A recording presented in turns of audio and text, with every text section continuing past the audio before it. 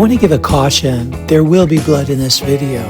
As a professional broadhead tester, it's really important for me to show the damage caused by a broadhead, so please be forewarned. It was really late in the morning and on a super hot day, and I decided to take a break and sit on the edge of this creek that was pretty swollen from flooding the night before. And I noticed a really dark, kind of black area behind a bunch of the trees. And I got out my binoculars and zoomed in, and lo and behold, there's a hog, like bedded right across the creek. And I looked, and there was no way I could weave an arrow through that.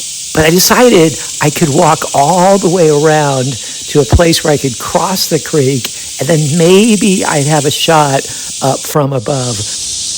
And that's exactly what I did. It took me about 45 minutes, but I crossed the creek and then super slowly crept up the side of the bank that the hog was bedded on. I had a favorable wind, and thankfully the sound of the cicadas was just so loud that it masked any extra sound that I may have had.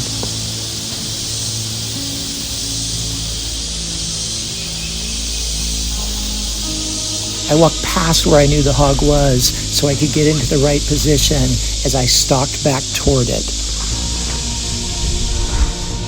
And then there it was, right below me. It was quartering away at a pretty steep angle, and with the ground right behind it, penetration was going to be a challenge, but I was using the beast and I knew it could penetrate good enough. Now I just had to weave my arrow through those roots.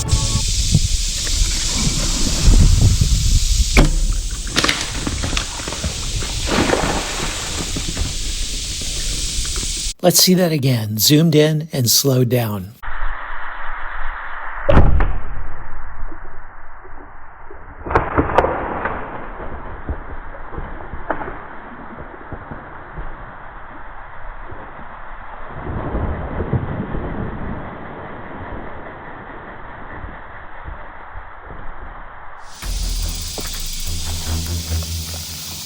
Most of the hogs I've shot recently have fallen before my eyes. I've watched them fall, but this is a rare blood trail. And man, who doesn't love following a good blood trail?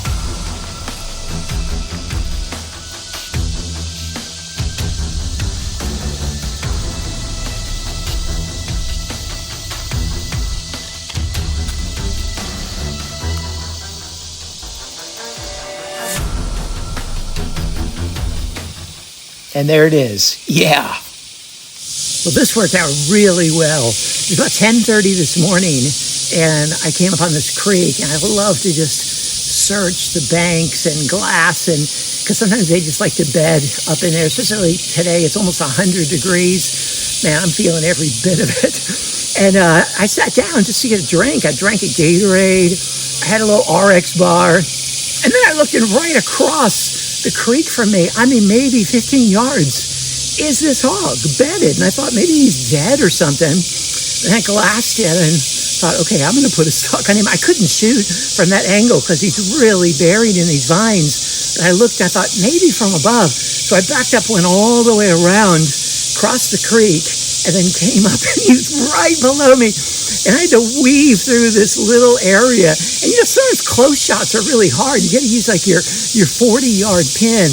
And I just had a little window, but I got him quartering away, and boom, just plastered him like that. I was using the Titanium Beast 100 grain. I haven't used the 100 grain yet. I've used the 150 all steel model. I used the 125 titanium. I've used the 2.3. I've used the 2.0 non-titanium.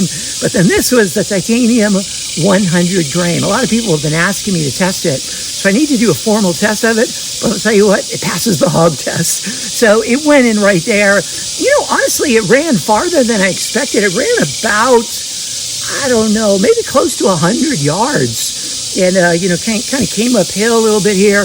But the blood trail was really easy to follow. It was one of those that from the very beginning you go, oh yeah, I'm going to find this. Those are the best blood trails. So they're exciting and they're fun to follow, but they're not difficult at all. And it just led up to this bad boy. So yeah, another one with the beast. And Another one with the carbon Eon. This thing is just fire, man. It's doing so well.